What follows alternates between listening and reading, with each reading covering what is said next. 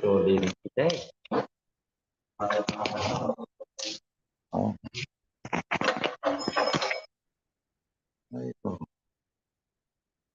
Good morning, everybody. Nice to see you back in New Varshan again after 2 years. I think 2 years last time. I'm in the right place, am I? Still New Varshan. My memory, getting old.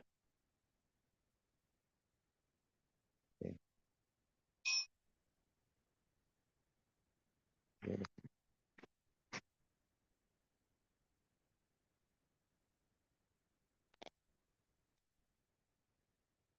Ananda, is he here? Hare Krishna. Public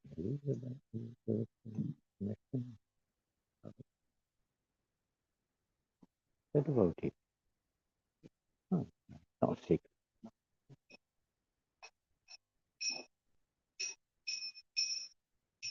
Chirada Madhava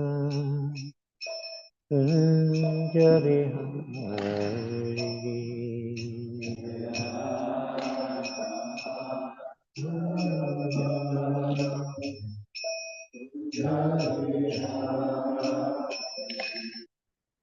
Chirada Madhava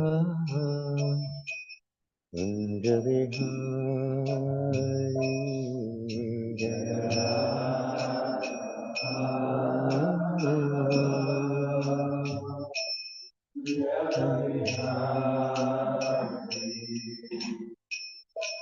Gopijana Bhava Girivara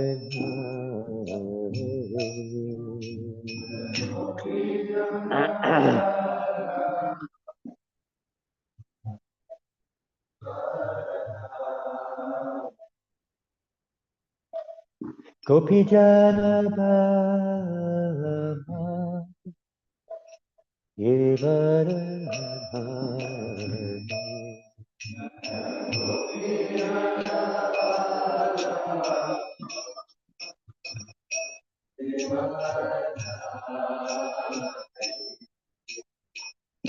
Yasodanandana Rajajanarandana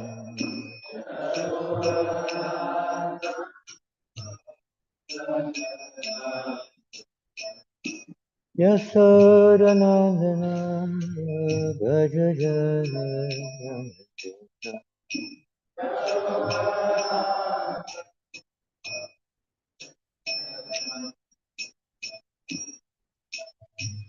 Yasodanandana Rajajanarandana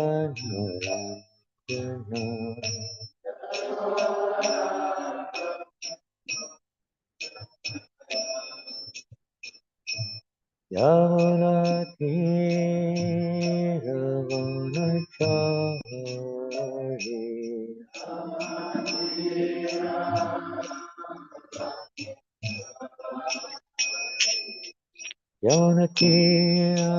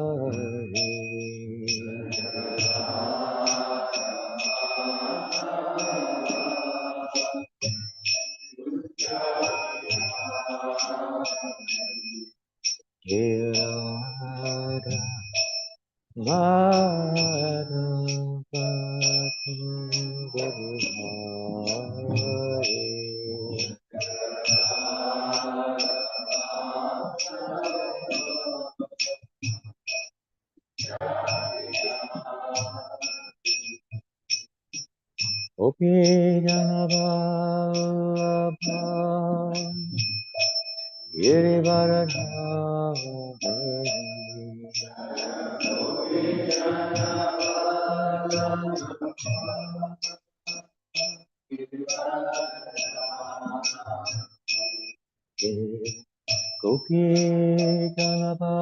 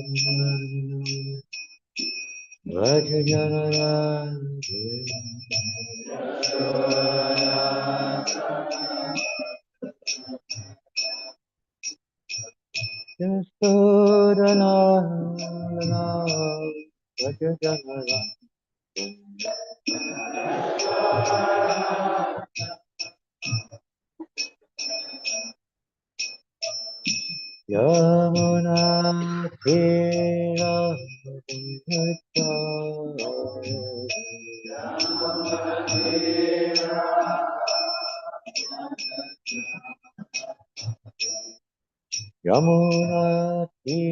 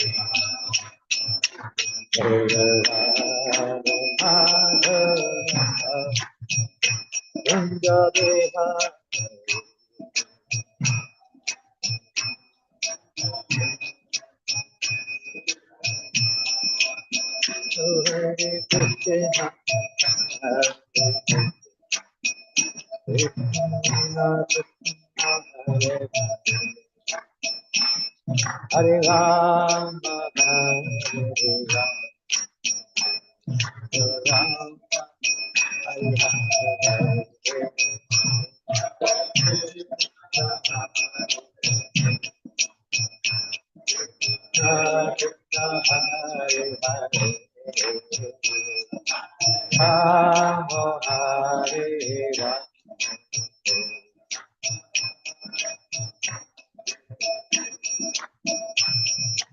Hare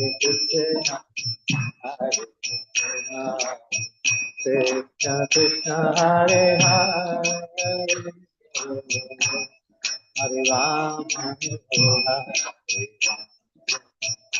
Rama Rama Hare Hare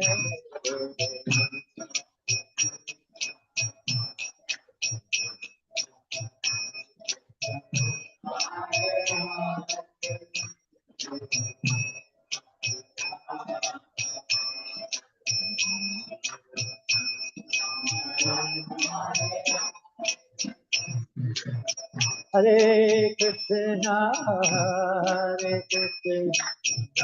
Krishna Krishna Hare Hare Hare Rama Hare Rama Rama Rama Hare Hare Hare Krishna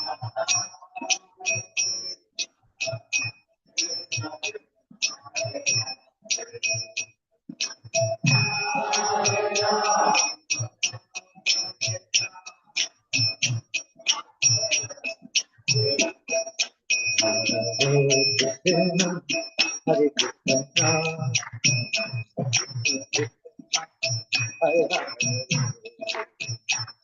Hare Rama Hare Rama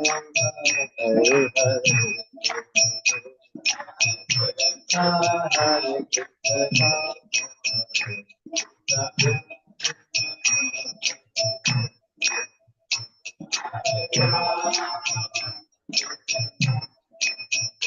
Ramo Ramo Hare Go Premanandi Prabhupada Ki Jai Shri Gonitai Ki Jai Shri Jagannath Baladev Subhadra Ki Jai Shri Radha Krishna Ki Jai Shri Varshanadam Ki Jai Shri Prabhupada Ki Jai Mantraj Srimad Bhagavatam Ki Jai Lord of Premanandi all glories to the assembled devotees. All glories to Sri Guru and Sri Janananda. Namo Vishnu Padaya Krishna Krishnaya Bhutale. Srimate Bhaktivedanta Swami Namani Namaste Sarvate Devi Gauravani. Nirvasesha Srindavari Bhakti Shikha. Om Namo Bhagavate Vasudevaya.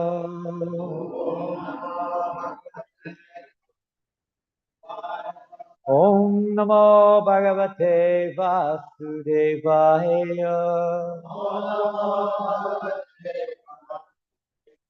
Om Namo Bhagavate Vasudevaya.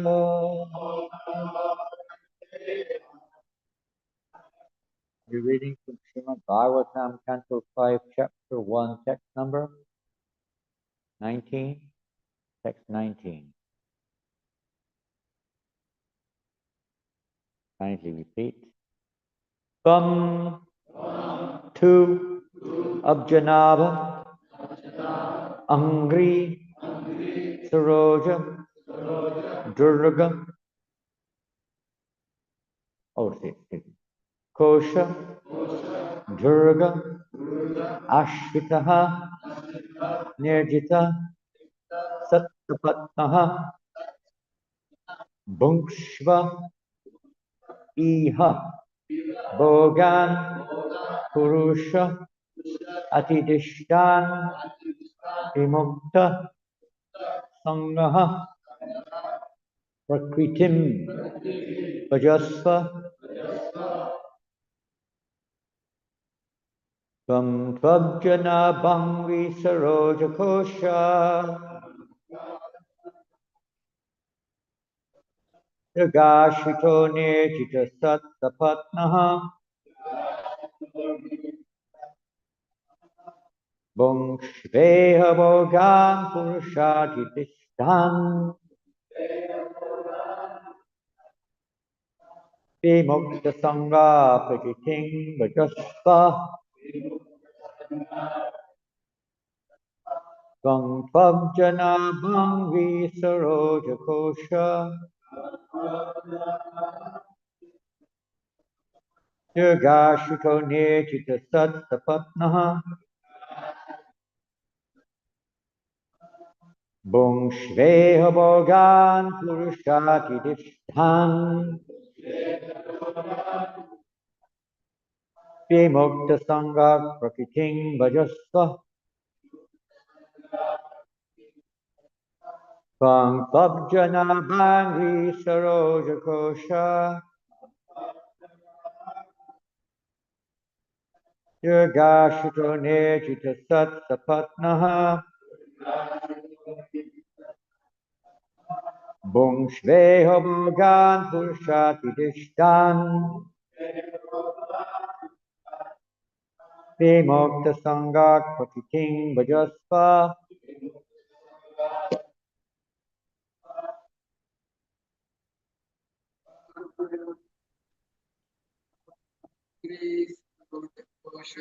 Tvam Tvabjana Bhangvi Saroja Kosha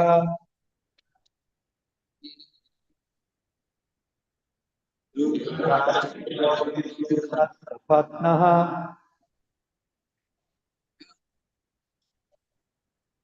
Bhungshveha Bhogan Purushadhistan Vimukta Sangha Prakiting Vajasva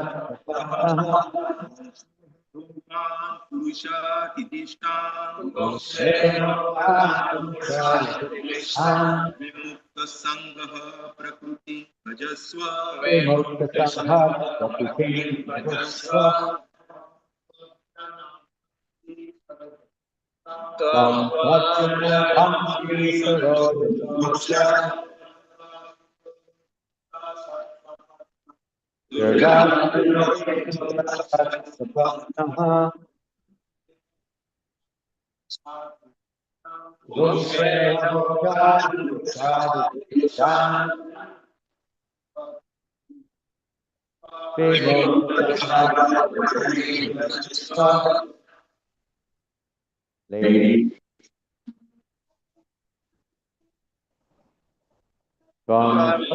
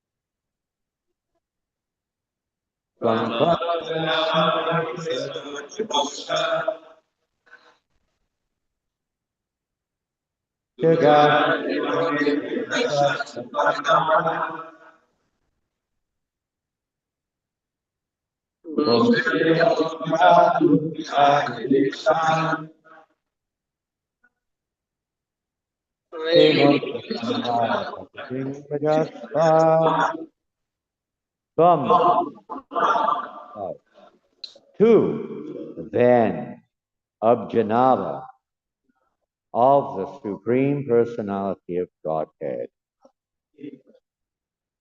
whose navel is like a lotus flower. Angri, feet. Saroja, a lotus. Kosha, hole. Durga, the stronghold. Ashitaha, taken shelter of. Nirjita, conquered.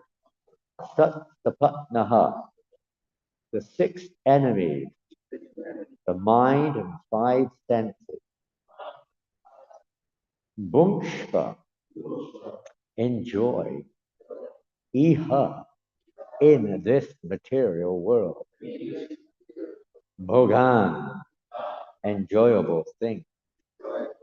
Purusha, by the Supreme Person. Atidishtan, extraordinarily ordered. Vimukta, liberated. Sangaha, from material association.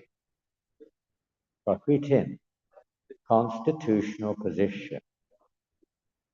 Vajasva, enjoy. Translation and purport by Srila Prabhupada. Fairly long purport, so I hope that you can maintain your attention levels.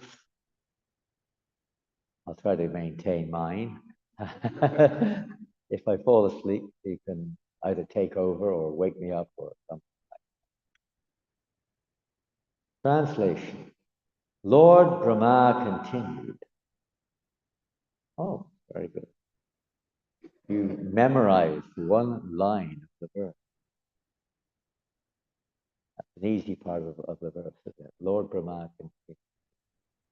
We also have to continue, so you can take this as a good reminder that we should continue, not that we just, start something and don't finish it. We should try to continue. Well, anyway, he is speaking. This chapter is entitled The Activities of Maharaj Priyavrata. Maharaj Priyavrata. It's a wonderful chapter. Fifth Canto Bhagavatam, first chapter. And Lord Brahma is now speaking. to King Priyavrata. We're here what he said. He says, I don't know if it's on the board, it's not. We just have a Sanskrit. Okay. Lord Brahma continued, my dear Priyavrata, seek shelter inside the opening in the lotus of the feet of the Lord. What nice advice. Seek shelter inside the opening in the lotus of the feet of the Lord, whose navel is also like a lotus. Thus, conquer the six sense organs, the mind, and knowledge-acquiring senses. Notice here it mentions the knowledge-acquiring senses. We have the working senses and the knowledge-acquiring senses. Yes, Prabhupada will talk about it in the purport we'll see. Accept material enjoyment because the Lord extraordinarily has ordered you to do this. That sounds a bit better, doesn't it? What do you think about that? The Lord has ordered you to accept material enjoyment. We'll probably hear more about that too. If the Lord orders us to do it, we have to do it. Isn't it? Isn't that amazing? Maybe you can think of some practical examples. You will thus always be liberated from material association and be able to carry out the Lord's orders in your constitutional position. This is a very amazing statement of Lord Brahma. He's acting here, no doubt, like the spiritual master of King Priyavrata. King Priyavrata has also got a spiritual master named Narada Muni. So there's a little bit of interesting, you could say, discussion over two different approaches to a very important situation. And maybe we already heard about that, maybe we'll hear about it in coming verses. Purport. There are three kinds of men within this material world. Without looking on your mobiles, who knows what the three types of men are?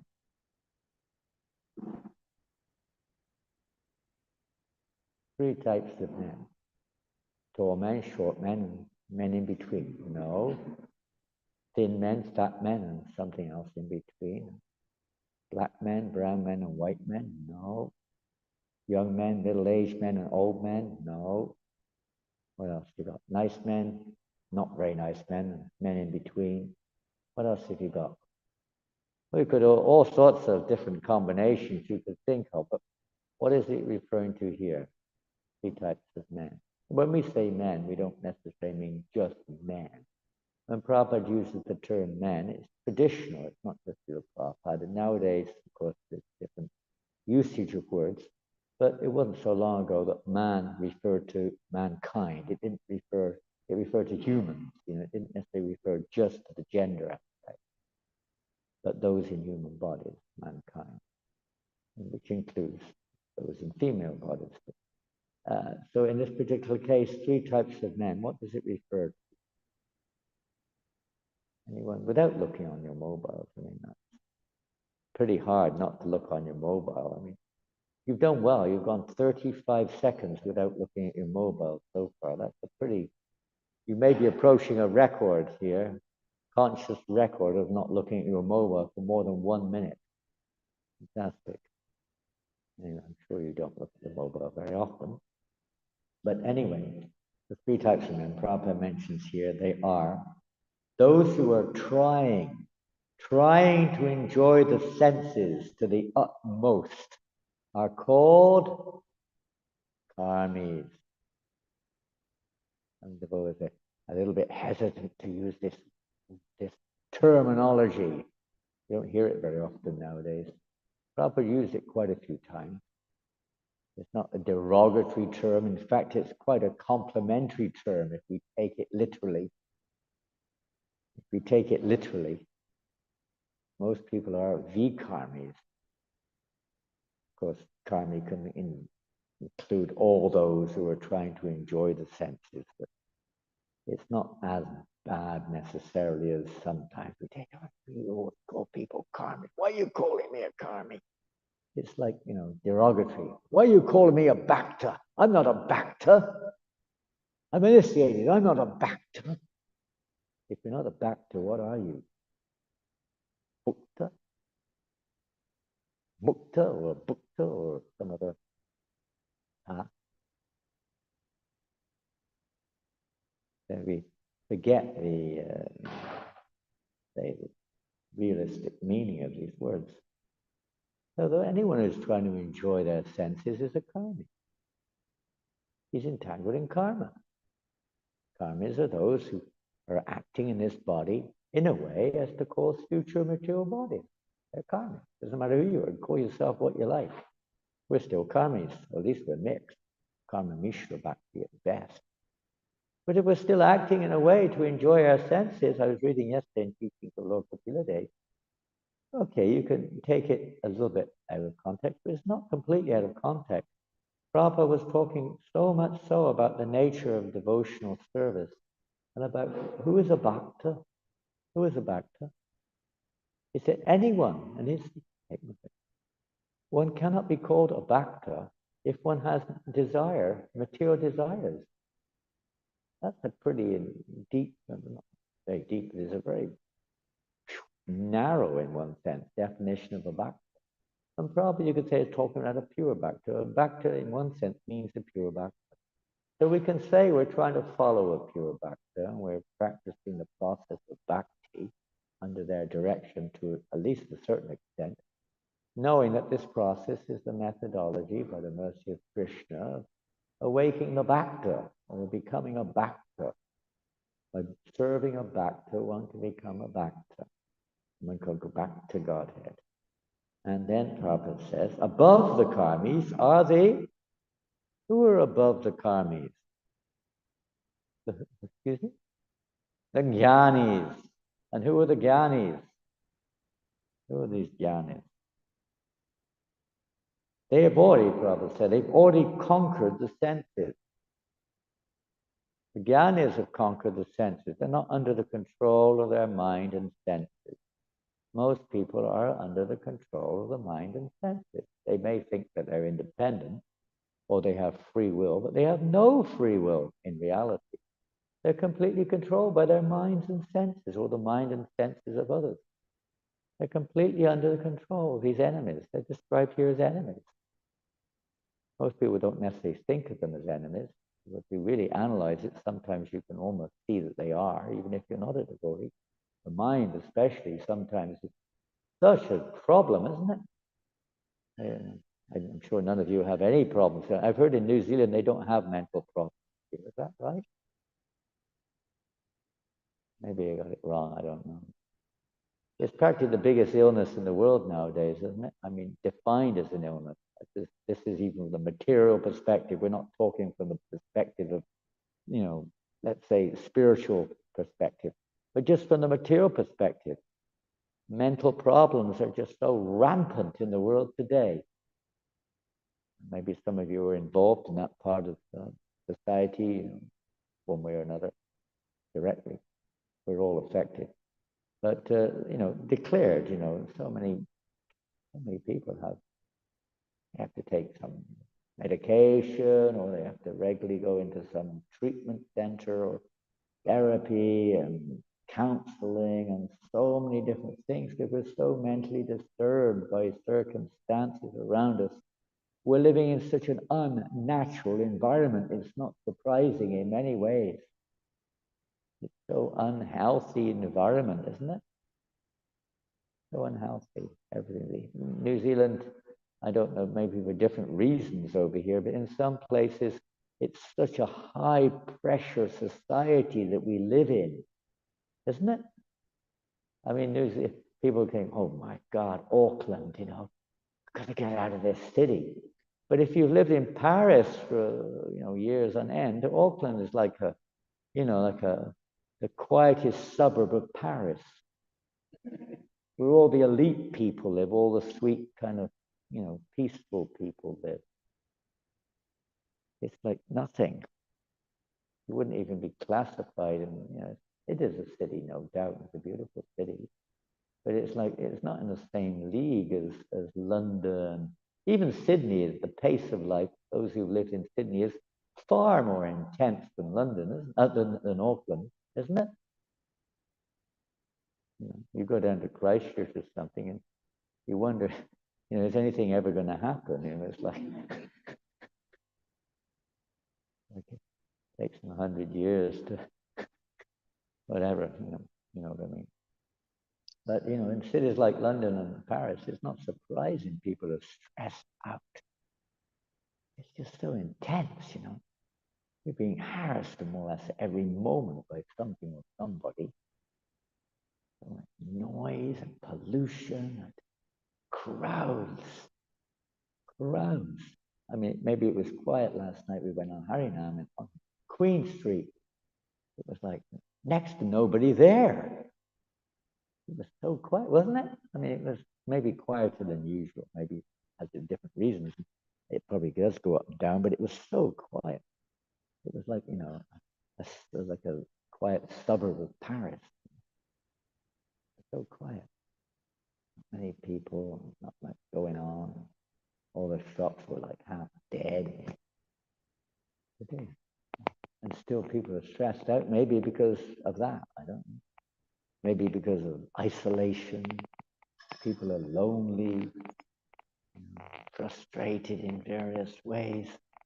And I don't know if it's like that in here, but in most of the Western cities, you go on, you have a metro, you don't have a metro here, but you have a train line, not much of one.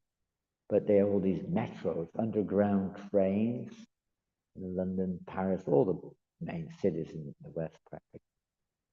And packed. Especially go in rush hour, it's like you can hardly get in. It's like a sardine can, isn't it? You can't get in many times, and sometimes your feet are not on the ground. In Paris, it's like that, I called a train metro recently. I had one foot on the ground. My other foot was hooked up somewhere between other people's feet. My suitcase was up in the air. That's what it's like. So stressful. People are rushing just to say 2 minutes. The next train comes in 2 minutes time. You got to get this. And pushing and shoving, and everybody who can get their hand out there at the crush has got their hand on their mobile, looking at their mobile, trying to do something, isn't it? You look in a metro, 90% at least of the people, men, women, young and old, have got a mobile in their hand. I mean, it's not the best of items to bring peace of mind, satisfaction. It's guaranteed that you will help to increase the fever of material existence. The fever which leads to frustration, which leads to stress and anxiety and so many other unwanted reactions. But the Gyanis are above that. They're not interested. They've given that up, at least that much. They may not have taken to devotional service, but they've given up this fourth pursuit of thinking that I can be happy. The more I get material facilities, I will be happy. The more I indulge my mind in sense objects, in various kinds of sense gratification pictures, I will be happy. Just not getting enough. I need more and more. The nature of this material world, no one's satisfied. They think that the satisfaction will come by getting more. It's like a drug addict. They're addicted. And they have no alternative practically. One kind of drug or another, that's all. Still addicted. Mode of goodness, mode of passion, mode of ignorance. Okay, the mode of goodness is better in one sense, but in of itself, it still binds one in this material world. And you can get addicted to the mode of goodness more than anything else. You can't move forward very easily. Stuck. And you don't stay there forever in that position, but you're stuck in that mentality of trying to be a good guy, trying to do good things, trying to enjoy the sort of more natural aspects of the illusion of the prison house of this material world. So the Jnanis, they know that this is all, to them it might be an illusion or falsity or whatever it is, or foolishness, waste of time, whatever it may be. They've realized that and they're pursuing a life to not be controlled by their senses, but it's still not going to satisfy the soul. And none of them, however, are situated in a truly transcendental position. This transcendental position above the modes of nature, or a transcendental meaning, a situation which you can never again descend into this material world.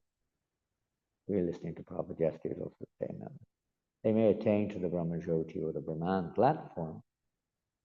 Jnanis may achieve that very rarely, but even that is not necessarily infallible. One can fall down from that position because it's not constitutional. Only when one reaches one's constitutional position, truly, is one infallible. Because one has taken shelter, as Lord Brahman says here, the opening in the lotus feet of the Lord. Complete shelter. Like a baby in the mother's lap. Of course, there's no real infallibility there, but from a child's point of view, it's like infallible. The child is completely feeling shelter. Taking shelter in the lap of the mother, in the arms of the mother. So taking shelter of the lotus feet of the Lord has given that opening. Let's see if Prabhupada discusses that more. No. None of them, however, are situated in a transcendental position. Only devotees who belong to none of the above mentioned groups. You missed one. There's another category. The yogis, excuse me. Above them are the yogis. Above the jnanis are the yogis. They meditate mostly on the impersonal, on the super soul. The super soul, the localized form of God, form of the Lord within, you could say, the material creation who accompanies the living entity as the super soul never are. One could say that's transcendental in one sense, but it's still related to the, let's say, the physical plane. One has to rise above that to realize the Lord's feature beyond that. Only devotees who belong to none of the above mentioned groups are transcendental. As explained in Bhagavad Gita 14:26, and you all know this verse. Those who've studied Bhakti Shastri or anything come to that should know this verse. 14:26. You may not know the number of the verse, so we'll give you a clue. It begins with mam cha, mam cha, mam cha. Anyone can add anything else to the verse without looking at your mobile phones. We're really putting you through hell this morning. I'm sorry about this. Mam cha. I know we'll let the older-bodied devotees off the hook here because it is a fact that sometimes, even as mentioned to you, to Jai Srila Prabhu earlier on, even Prabhupada said, and you probably all heard this, and I'm sure you've heard it, Jai Srila Prabhupada, you know, sometimes I forget, he said, I'm also getting old. Sometimes I forget the verse. So what is the verse? Mamcha Yo Bhakti Sa Brahma. Not bad. Not bad. And we oftentimes know the Sanskrit, but don't have a clue what the English is. Have you noticed that? Or have a vague idea, but not a very clear idea. It means, what does it mean? One who washes the pots goes back to Godhead, right? Is that what it means? One who washes the pots in the kitchen goes back to Godhead. I think that's what it means, isn't it? You become Lord Brahma. No, you become Lord Brahma. That's what it means. Brahma. What does it mean?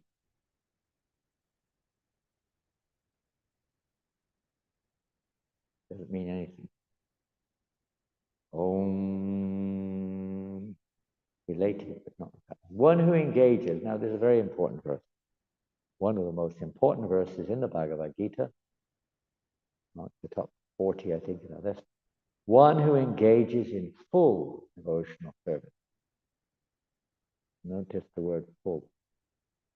Not partial, not conditional, But a hoitikiya patita, anyabilasata, shunyam dhyana kamati, without any of these mixtures of the kami, dhyani, and no mixture, no other desire. They've all got, in some ways, separatist desires, because the yogi, if he's actually meditating on the supersoul, the problem with many of the yogis, they identify with the supersoul as being themselves. And their objective goal is to merge, to become that. That's often, if not always, the case. So that's another aspect of the fallacy or the shortcoming of that level of conscious endeavor.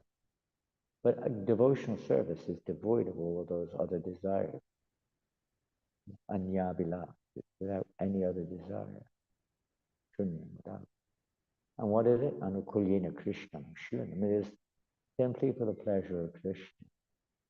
Devotee would do anything, as this verse says here by Lord Brahma. If Krishna has ordered you to enjoy sense gratification, and you say, no, it's like Yudhisthira.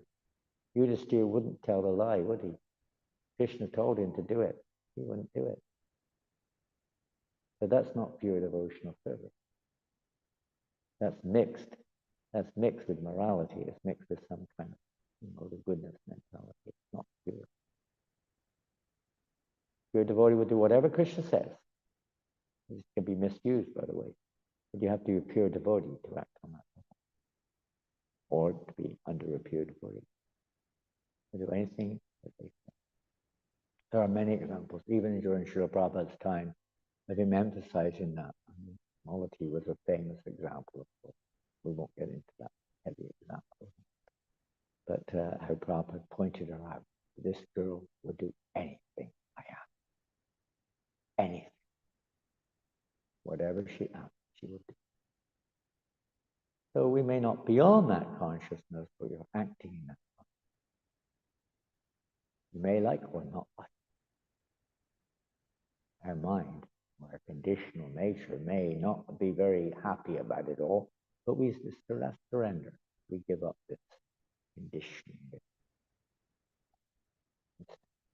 our own perception of the situation, accept it from Krishna.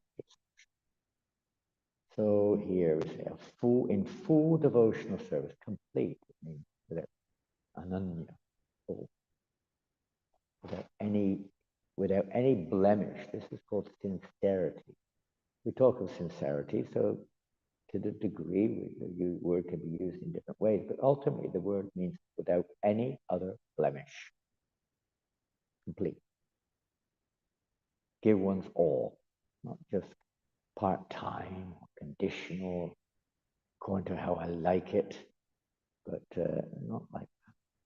Full devotional service, who does not fall down in any circumstance. That's a subject which can be discussed at length.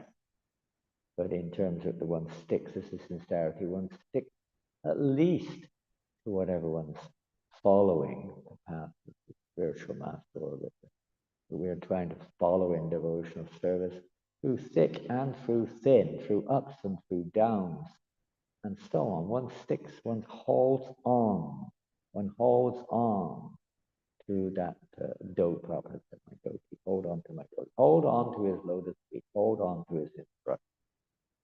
We may be not very strong, but just keep going there, keep taking shelter. We have to find out the different details may be involved, but the principle is there. Don't let go. At once, if one is in that situation, fully engaged, if you're fully engaged, of course, there's not very much question of engaging in anything else. And that includes the mind. Pretty hard to engage the mind, isn't it? Have you ever noticed the mind wandering so easily? You ever notice yourself eagerly following the wandering mind? Is it kind of like a relief sometimes? You feel a relief? You feel some kind of...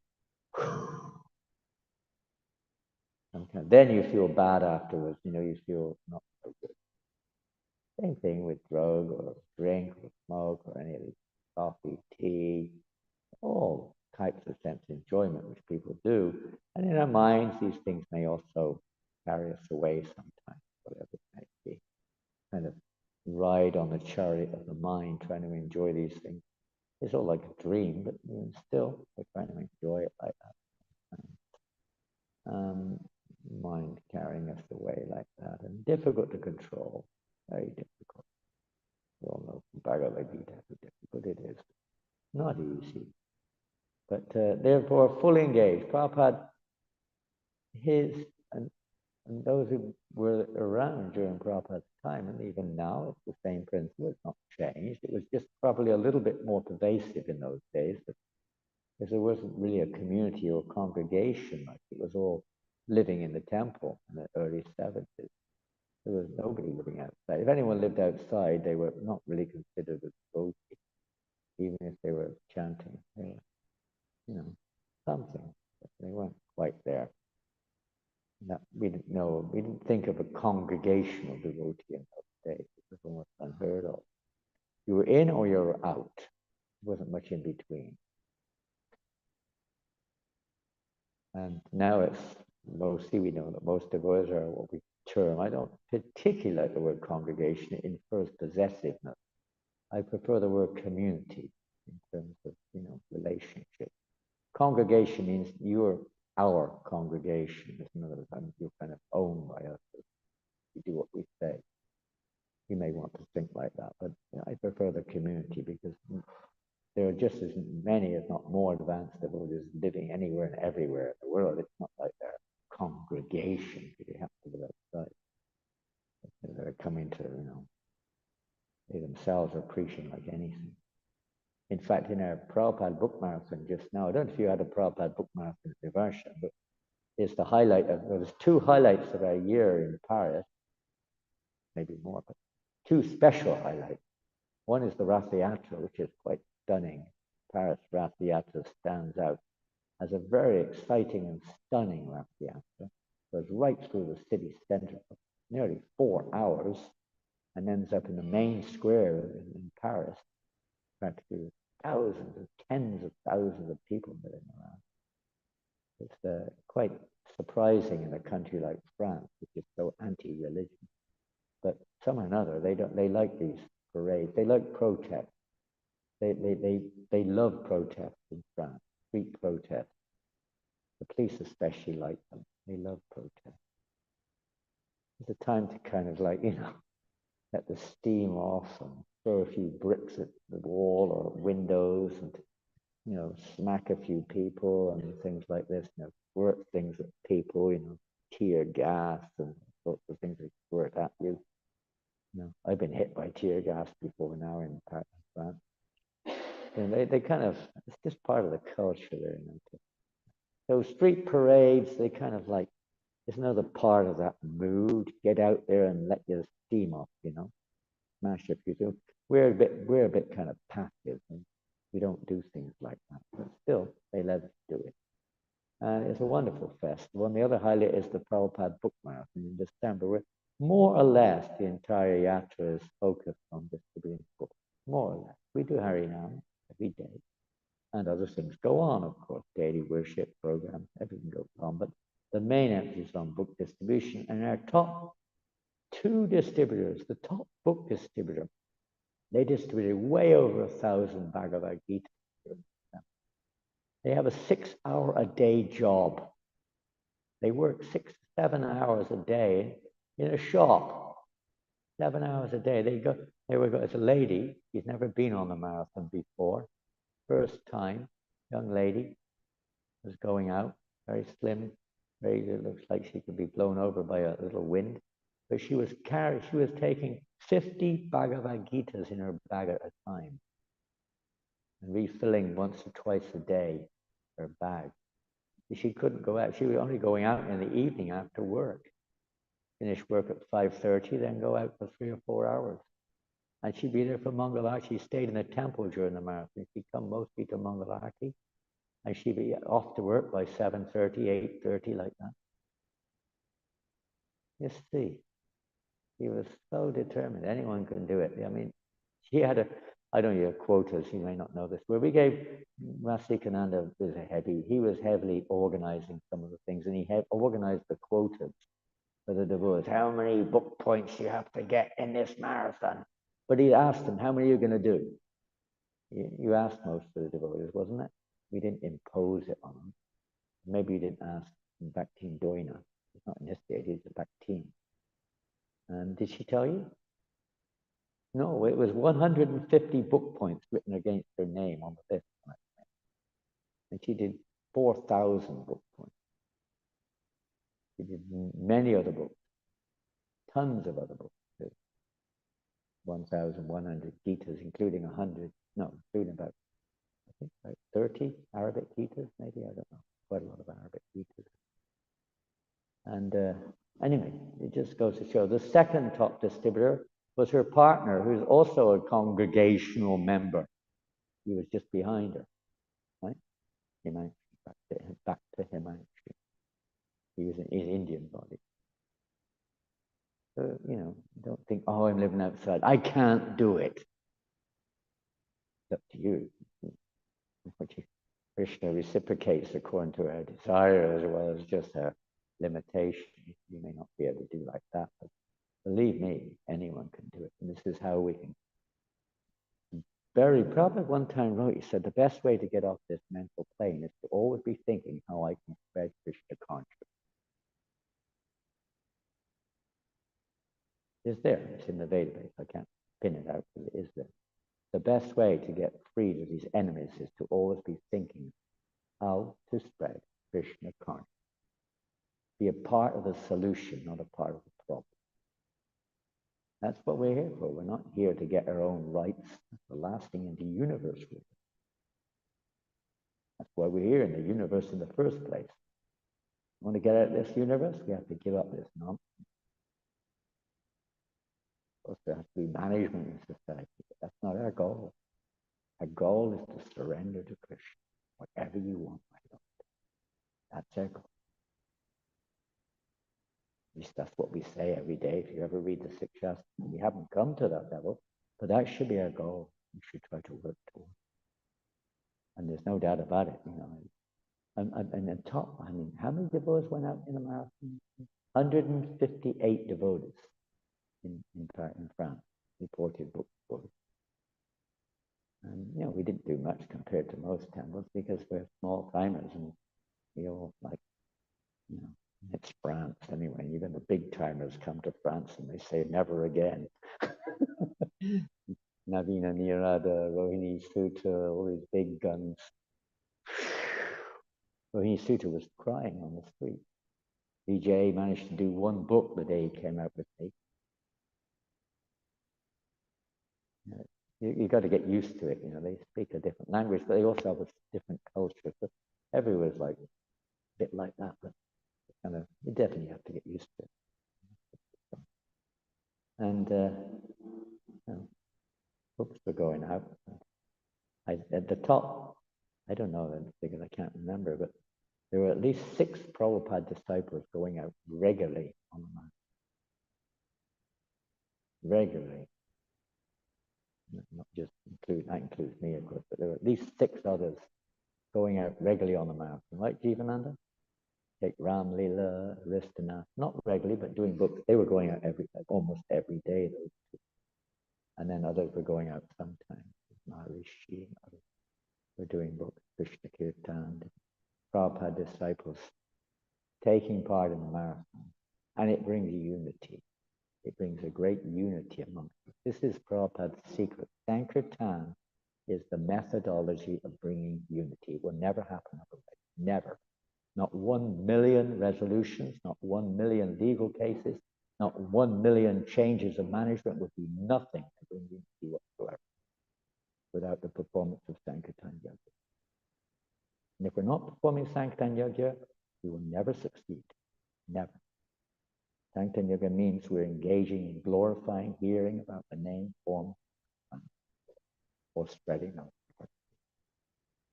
That is the only medicine which works in any age, not just Kali Yuga.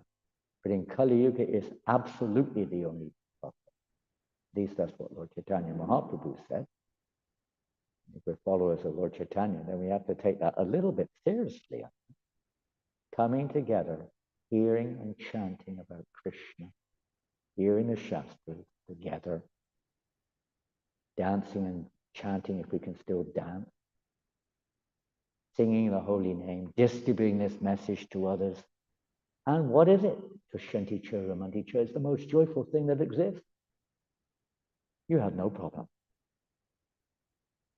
All the problems seem to dissolve. Isn't it? Many of you will experience that. Even last night, we're in Queen Street. I don't know how you all felt, but generally speaking, when we're dancing and chanting together, you have a problem.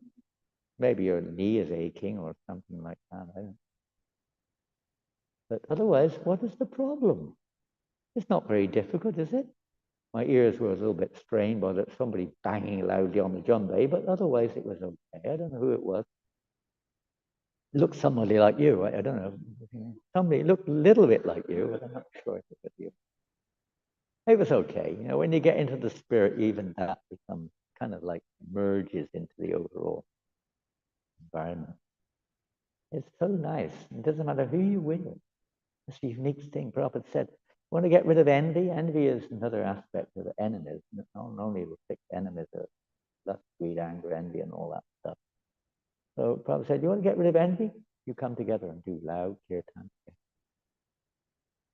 Just focus on kirtan. Chanting together. Whether in the home, whether in the temple, whether in the street, wherever you are. Come together and chant.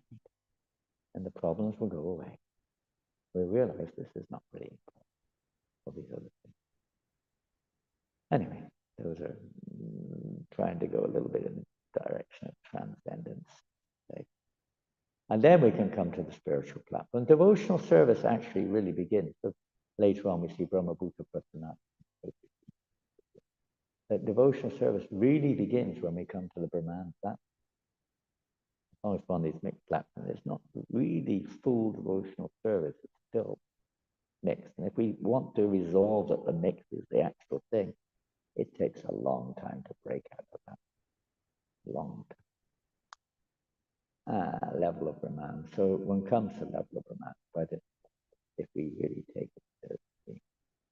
When a bumblebee, we missed the line. Now, Lord Brahma herein advises Priyavati to remain transcendental in the fortress, not of family life, but of the lotus feet of the Lord. Upon a bangri saroja. When a bumblebee enters the opening of a lotus flower and drinks its honey, it is fully protected by the petals of the lotus.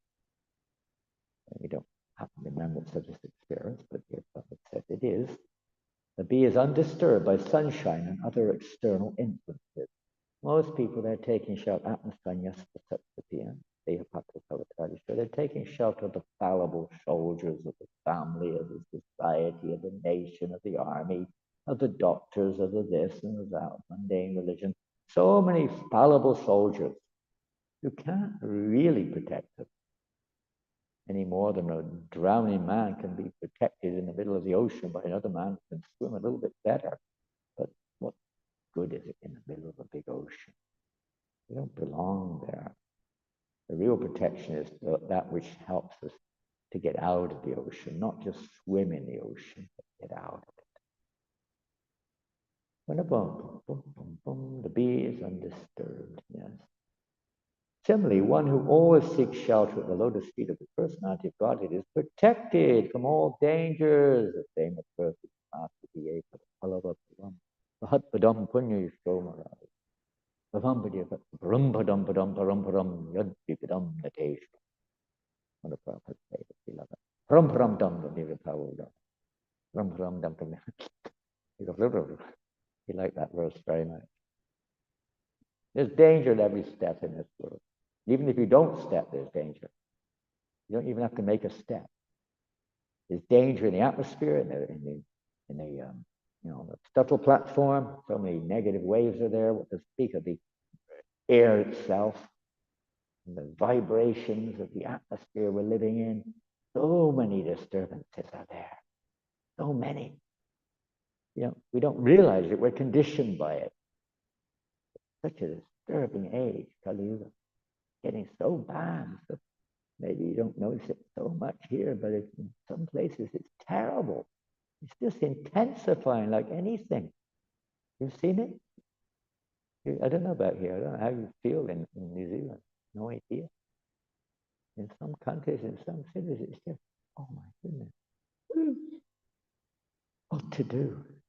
Dangerous place at every step. Only those who take shelter of Murari, of the Mura demon, only they can become free. No more danger. Everything becomes minimized. The entire material will become like water. It's an easy cross. Otherwise, it's not. By the mercy of the Lord, take shelter of his lotus feet. He's therefore said, and this is the verse Prabhupada quotes it right here actually. For one who has taken shelter of the lotus feet of the Lord, everything becomes easier. Indeed, even crossing the great ocean of nescience is exactly like crossing the hoof print created by a calf. But Subhadam, for such a devotee, there's no question of remaining in a place where every step is dangerous. If you have half a brain, you won't stay in a place which is dangerous. You'll try to get out of there, right? Even from a perspective, a relative perspective, you'll try to get out of there, isn't it? You know, if there's a war going on, everyone's trying to get out, isn't it? If there's an earthquake, everyone's trying to get out, you know, whatever it is, you're trying to escape, isn't it? It's stupid if there's like a tsunami and you kind of, oh, very nice. You sit there, come quickly. Please embrace me. You'll be running for your life, trying to get away from it. I mean, actually, nobody wants these situations. But the whole world is like that, but we're just in a dream. We're just forgotten. We get so much an illusion, trying to make it a nice place. Like Mr. Danton and I said, like trying to make a nice, of course, they do make toilets nice places nowadays. They're very comfortable. They try to make them comfortable. Not so good at it in Paris. Most of the toilets we go in are maybe not as good as Indian public toilets. They're not much different, most of them. Incredible. Some of the toilets are so filthy. Graffiti everywhere. All kinds of nefarious things going on in there. You know, no lights. The public toilet right in the center of Paris. And when we go to it, has no light in the stool room. There's no light at all. You're going, it's completely dark. Supposed to go in there to use the toilet. There's no light. No soap, no paper, nothing. Anyway, it gives a reminder how you can say it. Sometimes they're so comfortable in there. It's warm, there's like soft carpet, there's nice music playing, and there's like nobody bothers you in the toilet, you know. Sometimes they do. My father used to spend a lot of time in the toilet. I asked him one time, he said that no, it's my only peace of mind when I go in the toilet. He would take the newspaper and 45 minutes later come out, you know, and sit there reading the newspaper. Nobody bothers me when I'm in there. Anyway, it's not meant to be like that. He said, do your business and get out quick. You make it too comfortable, you don't want to get out. It's one of the good things about the terrors of this age or the difficulties we go through. There should be an incentive for us to stop doing those things which cause some taking pleasure in the so-called pleasures of this world is just a cause of suffering. Our actual duty is to carry out the order of the Supreme Personality of God. If we are fixed in our determination to carry out the supreme order of the Lord, we are always secure, regardless of where we are situated, whether in hell or in heaven. Narayana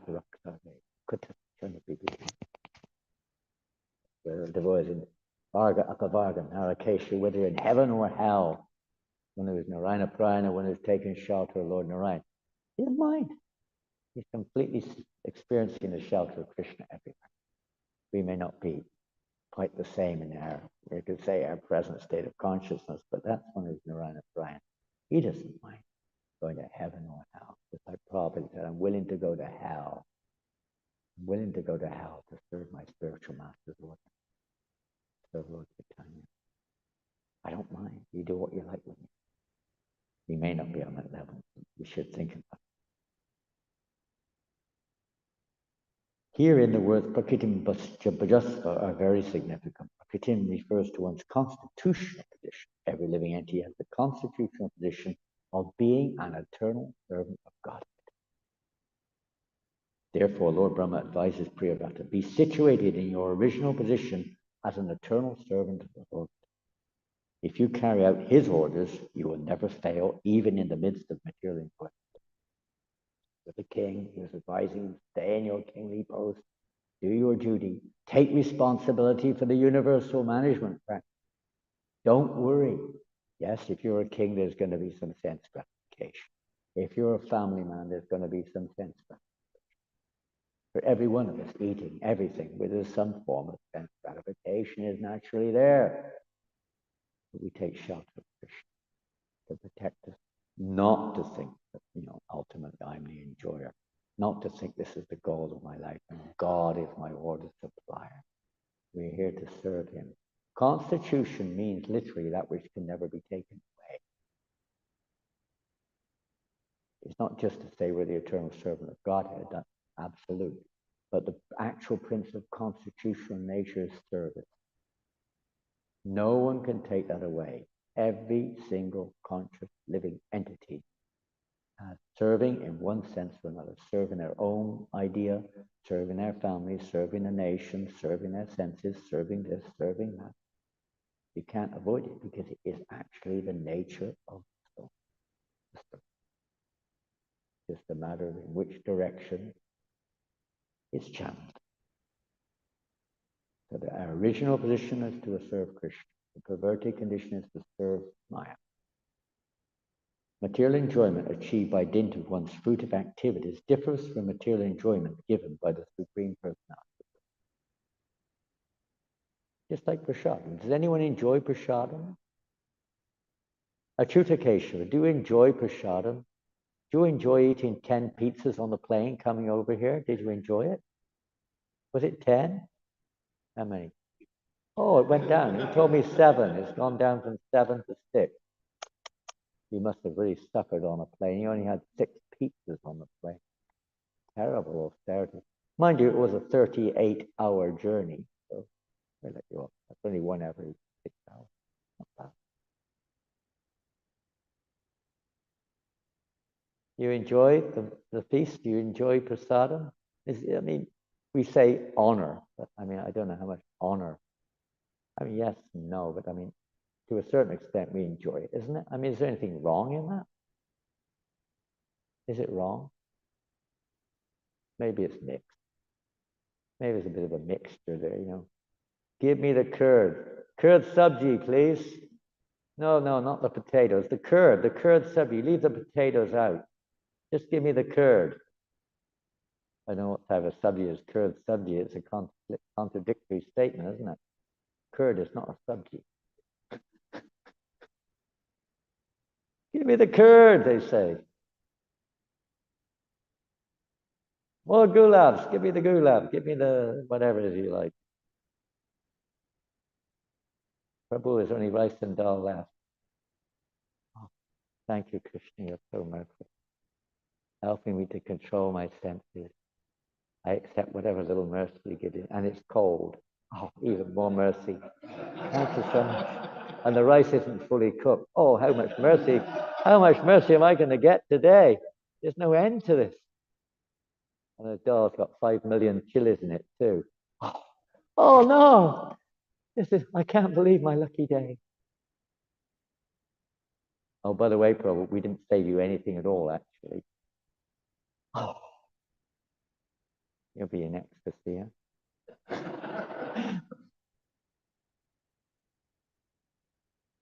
No, naturally, we have that. We're sentient beings. Krishna's the he's the full enjoyer. He's the supreme enjoyer. We're his part and parcel. We're meant to enjoy. We're just meant to enjoy in the way he wants. We don't enjoy. Devotional service is the most enjoyable. Natural is constitution. It's Ananda, it's bliss. Ananda Moya Dasa. The material world, we only get chapla sukh, flickering happiness. Despite being sufficiently experienced, we still try for it, even though we failed again and again, and everyone around us is failing, but we keep trying.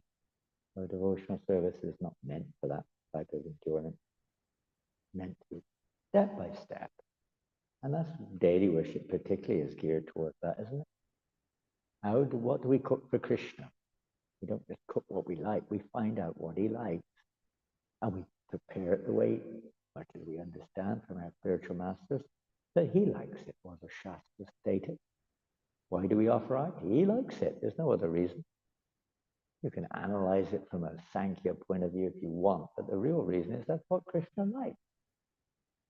You can't say why. Why? I can't tell you why you like something or another. You know why you like something or another. My business to tell you don't like it, why you shouldn't like it, or whatever. That's your business. Krishna is the supreme person. He's not just a thing. He's a person. He likes what he likes. Maybe it would change as we grow up, but that's what he likes right now. Material enjoyment achieved by dint of fruit of activity differs. A devotee sometimes appears to be in a very opulent position, but he accepts that position to follow the orders of the Supreme Personality of life. He's following his orders. He's not doing it because I want that. Krishna, give it to me. Krishna said, you do this. You have to do it.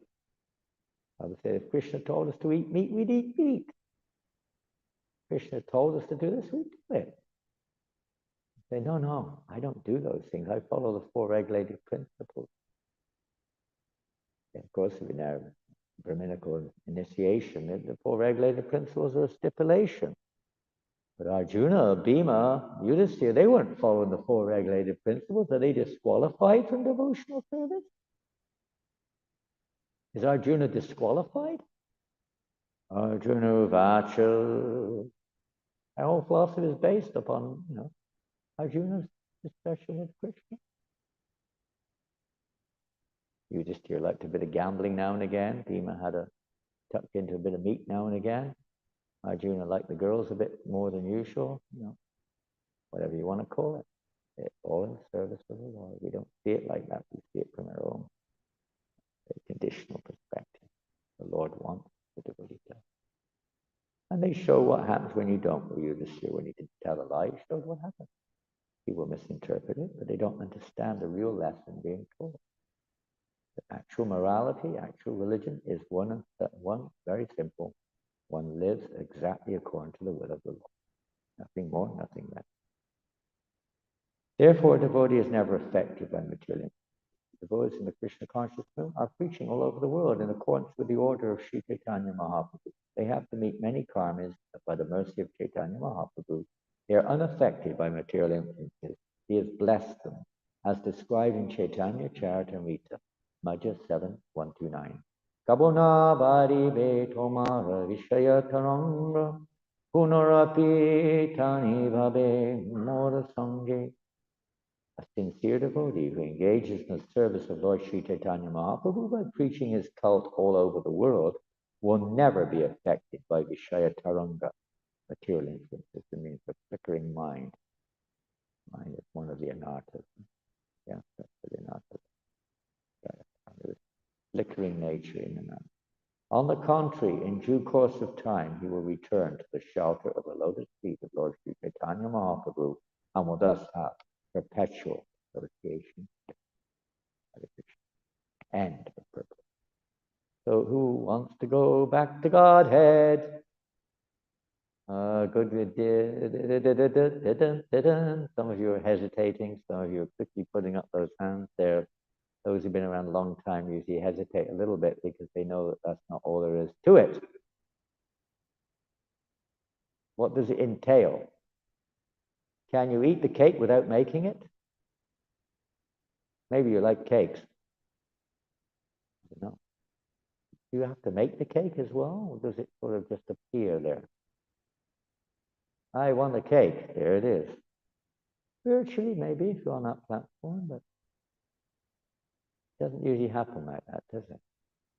Somebody has to make it, don't they? Or you have to buy it, and somebody has to make it in the first place as well.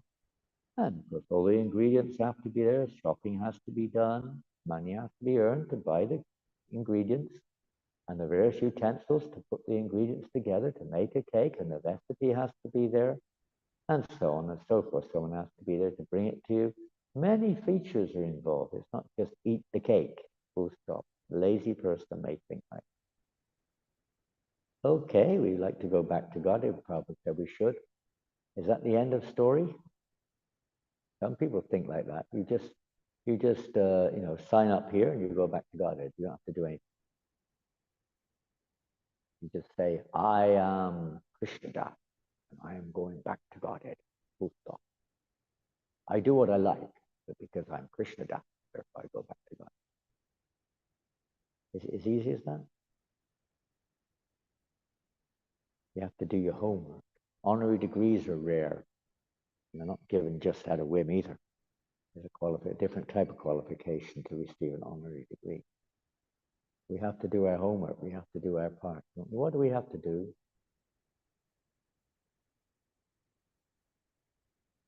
You have to eat more prasadam. Eat prasadam and go back to God. Is that right?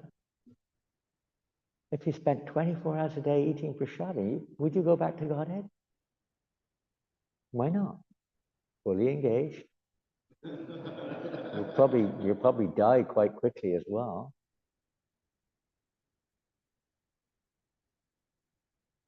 Well, you're thinking about that very seriously. I can see that one. Easy path. They said that about Hari Ram in New Govardhana. He died eating prasadam. He had a complete overdose of halava. That's his body, poor dog. The vet said he had an overdose of eating halava. I don't know if he was eating it when he died, maybe not. But today it's not as easy as it sounds, I tell you. It doesn't work like that.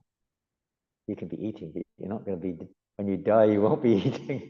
You'll get so sick, you'll be, can't trick Krishna so easily. But still, that's not bad. At least it's a path on the path.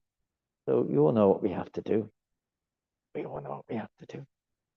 Put Krishna in the center of our lives. Some kind of austerities are there at every stage, and we have to try to undergo them. Put aside self a little bit out of the picture. Put Krishna in the center. Get on with it.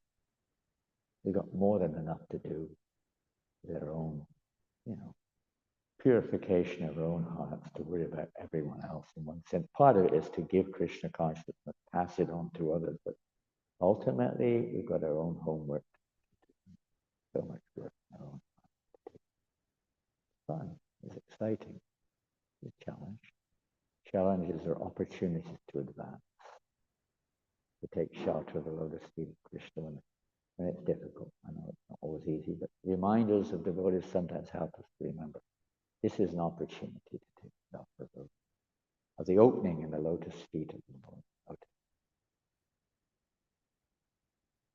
Hare Krishna. And now it's time to engage fully in devotional service. At least for a short while. Hopefully our attitude is favorable. We're not going to go down and complain about, well, why is it porridge every day? Why is it porridge? We never used to complain. Every morning, 7 days a week, breakfast was boiled semolina, boiled in water. That was it. Boiled semolina, as much as you wanted. Boiled semolina, boiled in water, never milk, just water. With lots of sugar. Much sugar as you wanted. That was breakfast 7 days a week, and lunch was rice and dal 7 days, no, 6 days a week. Sunday, Tuesday, out of this world. 6 days a week, rice, dal, and chapatis, full stop. Nobody ever complained. We got kind of a little bit more developed. Sweet, very nice. If you're lucky, you got 8 chickpeas. Sometimes even 10, depending on the temple commander. 8 to 10 raw, by the way, not they were raw. They were just soaked in water overnight. Nothing, just soaked overnight. It was great. The chickpeas were like crunch. So nice in the middle of the semolina pudding, a crunchy chickpea. Wow, that's such pleasure. Hare Krishna, Srila Prabhupada ki jai. So everyone going back to Godhead? Yep, okay. Well, I'll be on my own here tomorrow for class, that means. Anyway, never mind. I think I'll have all the prasadam to myself tomorrow. Hare Krishna. Srila Prabhupada ki jai. Granthra Srimad Bhagavatam ki jai.